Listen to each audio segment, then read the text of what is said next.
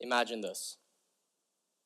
You're on a plane, 30,000 feet in the air, when suddenly the pilot announces that there are hundreds of millions of small pieces of debris whizzing around at deadly speeds. Sounds absolutely terrifying, am I right? Well, thankfully, this isn't the case in our skies, but it is just above them.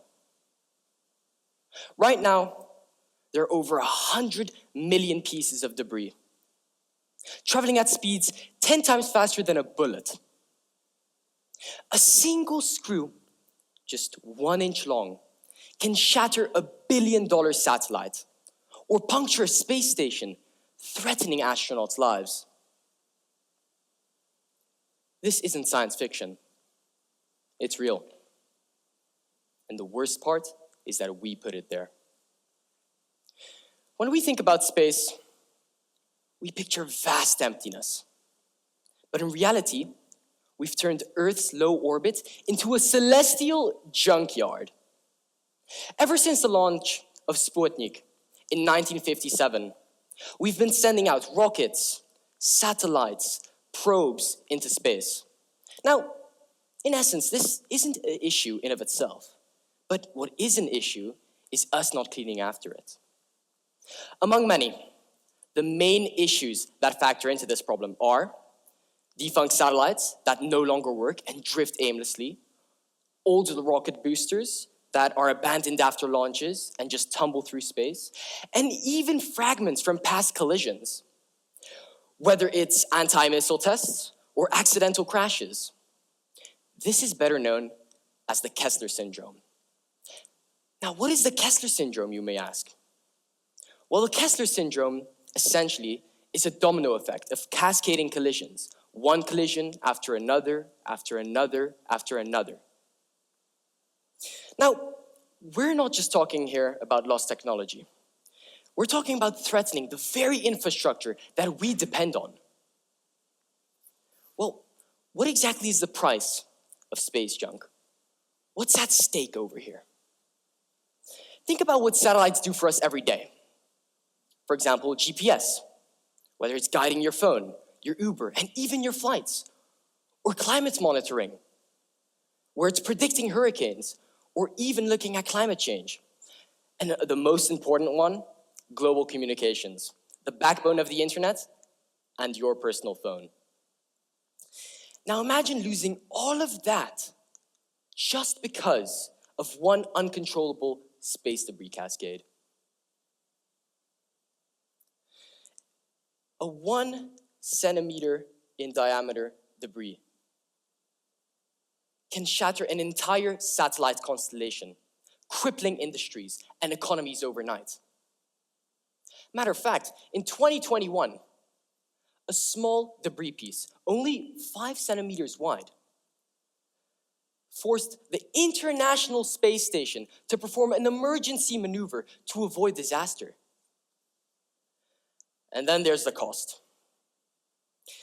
The space industry is currently valued at over $400 billion annually.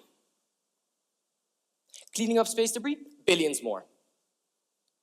However, if we don't act now, we risk losing trillions in technological damage and economic losses. This is the hidden cost of space debris. A crisis we created, and the crisis we cannot afford to ignore. But what exactly are we doing about it? Well, there are pros and there are cons. The good thing is that we do have solutions, but the bad thing is these solutions aren't easy. Among others, there are 3 main solutions to tackle this issue: laser deorbiting, harpoon and net-based capture devices, and drag sails. It's a mouthful, I know. Let me explain. Laser deorbiting is where scientists are developing ground-based laser devices to push debris out of our orbit. Harpoon and net-based capture devices, think about space fishing, but instead of catching fish, we're catching rogue satellites. And then finally, drag sails, where, drag sails are attachable devices to where they slow debris down and eventually pull them back into the Earth's atmosphere where they slowly burn up. Governments and private companies are rushing to implement these solutions. But here's the problem. No one owns space debris.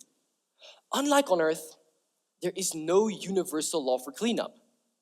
Companies launch, abandon, and ignore the mess they have created. But why should this matter to you? You might be thinking, I'm not the one going into space. I'm not the one trying to dodge space debris. But the bottom line is, this issue affects all of us. Our digital lives rely on satellites. Our economy depends on space infrastructure. And our future in space exploration, from Mars missions to asteroid mining, depends on whether or not we solve this problem now. We need international cooperation. We need a sense of urgency. And we need policies. 100 years from now, historians will look back at our generation and ask, did we protect the final frontier? Or did we trash it beyond repair? We have a choice.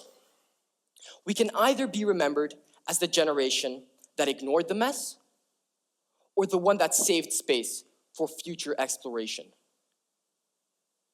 The clock is ticking, and I think it's about time to clean our cosmic backyard up. Thank you.